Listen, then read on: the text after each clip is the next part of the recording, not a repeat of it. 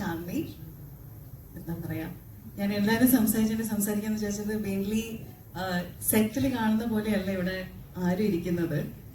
നമ്മൾ സെറ്റിലോട്ട് പോകുമ്പം റെഡി ആയിട്ടാണ് എല്ലാവരും അങ്ങോട്ടും ഇങ്ങോട്ടും കാണാറ്. സോ ഇപ്പോഴാണ് ഓരോരുത്തരുടെ ഒരു ഒറിജിനൽ രൂപം കാണുന്നത്. അതുകൊണ്ട് തന്നെ എനിക്ക് ആരൊക്കെ എന്താന്ന് മനസ്സിലാവുന്നില്ല. സോ എല്ലാവരും ഡിസ്ക്രിപ്ഷൻ തന്നപ്പോൾ കുറച്ചുകൂടെ മനസ്സിലായി.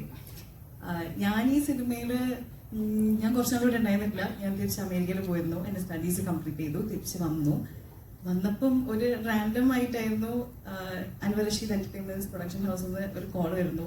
അപ്പൊ ഇങ്ങനത്തെ ഒരു ഒന്ന് കാണാൻ പറ്റുമെന്ന് ചോദിച്ചു. അവിടെ പോയി. ഡയറക്ടർ ശ്രീരാജു ഉണ്ടായിരുന്നു.